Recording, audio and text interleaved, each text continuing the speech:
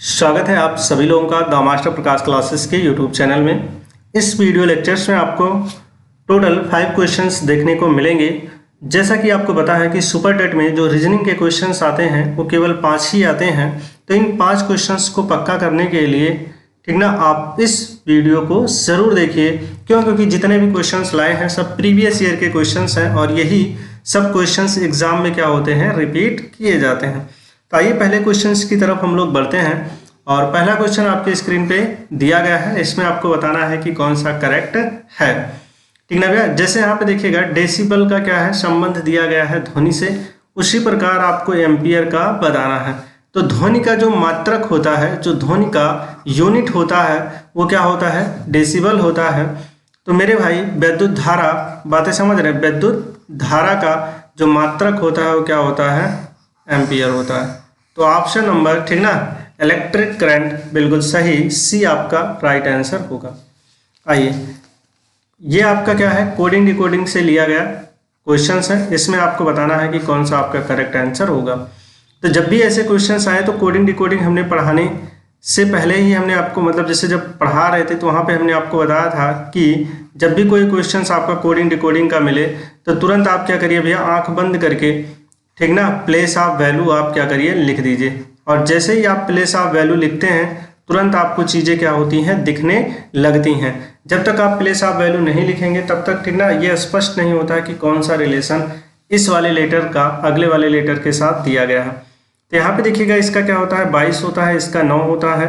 और ये सब करते करते ठीक ना भैया, आप ऐसा कंडीशन आता है कि देखने से ही चीज़ें पता चल जाती हैं कि इसमें कितना कौन सा रिलेशन लगा हुआ है। और एक एक नंबर आपका मायने रखता है। तो ये मान के चलिएगा ये सब फ्री के नंबर हैं, ठीक है भैया। रीजनिंग का 5 नंबर ये आपका क्या होता है, फ्री का होता है। बस थोड़ा से आप केयरफुल्ली होके ठीक ना, जितना करवा रहे हैं इतना ही कर लीजिए, बस आपका काम हो जाएगा।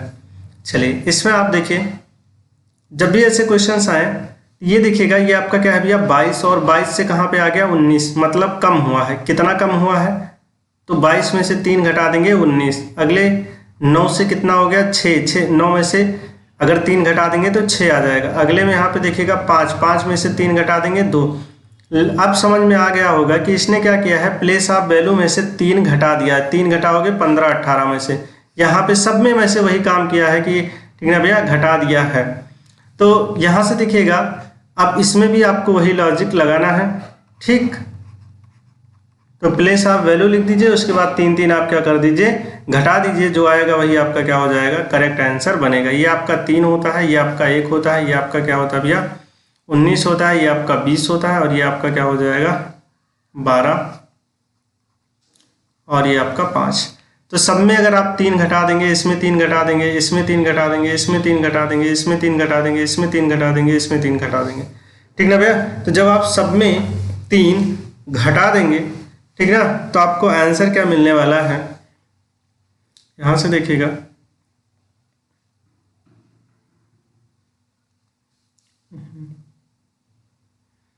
वही कलर फिर देखिए, 3 में से 3 घटाएंगे 0, 0 का मतलब क्या हो जाएगा भैया 26, ठीक। और यहां से देखिएगा 1 में से 3 घटा देंगे तो इसका मतलब क्या हो जाएगा 24।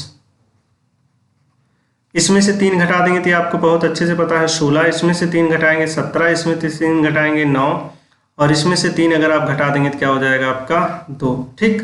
तो काफ़ी कुछ ऐसे क्वेश्चंस होते हैं जो ऑप्शन से कट जाते हैं। यहाँ पे देखिएगा पीछे वाला लेटर आपका क्या है, बी है, यहाँ पे डी दे रहा है, ये भी आपका क्या हो जाएगा, कैंसिल हो जाएगा, ठीक। अब यहाँ पे देखिएगा पहला ये 26 है, पहला लेटर आपका क्या हो जाएगा जेड, यहाँ पे जबकि क्या है वाई से स्टार्ट हो रहा था, ये भी आपका गलत होगा। ये क्या होता है आपका यक्स होता है, ठीक। यहाँ पे क्या रखा है यू है, यही वाला ऑप्शन आपका क्या हो जाएगा, सही होगा। लिख दीजिए, चाहे ये आपका क्या हो जाएगा पी, ये आपका क्यू, और ये आपका आई, ठीक है। यही इसमें रिलेशंस दिया गया है, कोई दिक्कत नहीं होनी चाहिए। अगले क्वेश्चंस आ जाओ, यहाँ पे देखो क्वेश्चंस ब्लड रिलेशन से है। कह रहे हैं एक परिवार में ठीक ना भैया 5 सदस्य हैं जिनका नाम यहाँ पे दिया गया है, क्या है, के है, यल है, यम है, यन है, और क्या है, ओ है। फिर आगे की तरफ बढ़े तो कह रहे हैं कि इसमें से एक शादीशुदा जोड़ा है, ठीक। इन 5 में से एक क्या है, शादीशुदा जोड़ा। कोई दिक्कत नहीं होनी चाहिए, ठीक ना भैया। आगे देखो, कह रहा है ओ अविवाहित है। ओ क्या है? अविवाहित। अविवाहित का मतलब ब्याह ना करे, और के का भाई है। अब देखिएगा अविवाहित है लेकिन ये के का क्या है? भाई है, मतलब कि ओ का जेंडर क्लियर है। ये एक कैसा कैंडिडेट है? मेल कैंडिडेट है, और भाई किसका है? के का है, तो साथ में लगा देते हैं। कह रहा है एन ओ की क्या है? बहन है, तो एन ओ की क्या है? बहन है। कौन? एन, तो एन का भी जेंडर क्लियर है। कह रहे हैं यम एकमात्र विवाहित महिला है, तो यम जो है ये क्या है? विवाहित है। क्या है भैया? विवाहित, और कैसी है? महिला है। फिर आगे देखिएगा, यम एकमात्र विवाहित महिला है और यन की माँ है, तो यन यहाँ पे है और इनकी माँ कौन है? ये। तो अब जायज सी बात आपको स्पष्ट हो गया होगा कि ये सबकी माँ है, मतलब यन की माँ है तो ओ की भी माँ है और के की भी माँ है। आगे देखिएगा, कह रहे हैं कि एल और ओ समूह में, एल और ओ समूह से मात्र 2 पुरुष हैं, ठीक ना भैया। इस 5 सदस्यों में से अगर आप देखें तो 5 सदस्यों में से 4 सदस्य आपको दिख रहे हैं, लेकिन यहां से कह रहे हैं कि ओ और यल ये ही 2 आपके क्या है भैया? पुरुष कैंडिडेट हैं, बाकी सब क्या है? महिला है, तो ये भी क्या हो जाएंगी? महिला होंगी।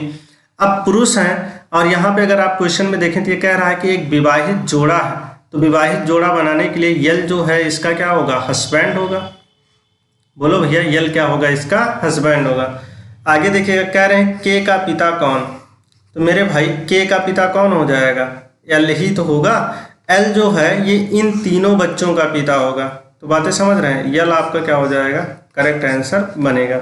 ये छोटी सी फैमिली ट्री, आसानी से सबका आंसर आप फाइंड आउट कर सकते हैं। अगला क्वेश्चन कह रहा है 27 सितंबर को शनिवार, 27 ना भैया सितंबर को कौन सा वार है? शनिवार।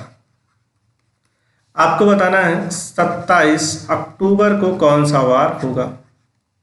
मेरे भाई 27 से 27, अच्छा एक चीज ये बताइएगा, सितंबर कितने का होता है? 30 दिन का होता है।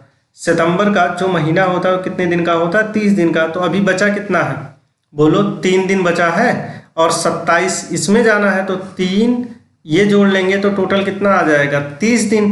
30 में आप विषम दिनों की संख्या निकाल लीजिए, तो विषम दिन कैसे निकालते हैं? 7 से भाग करा के। 7 चौक क्या हो जाएगा? 28, ठीक ना भैया। तो 30 में विषम, ये जो शेष आया है यही आपका क्या कहलाता है? विषम दिन कहलाता है, ठीक। तो 2 आपके पास विषम दिन है। कैलेंडर में आगे चल रहे हैं कि पीछे? सितंबर का दिन दिया गया है, अक्टूबर में जाना है, तो मतलब कैलेंडर में आगे चल रहे हैं, तो 2 इसी में क्या कर दीजिए? जोड़ दीजिए। तो 2 जोड़ देंगे तो कौन सा वार आ जाएगा? सोमवार, मंडे। तो ऑप्शन नंबर कौन सा करेक्ट हो जाएगा भैया? D is a right answer. आज का अंतिम क्वेश्चन आपके स्क्रीन पे है, आपको बताना है कि कौन सा करेक्ट आंसर बनेगा, ठीक। जैसे यहाँ पे देखिएगा, कह रहा है कि असंगत आपको बताना, असमान बताना है। ताजमहल आगरा, तो ताजमहल एक स्मारक है जो कहाँ पे है? आगरा में है। इंडिया गेट, इंडिया गेट भी एक स्मारक है जो कि कहाँ है? दिल्ली में है, ठीक।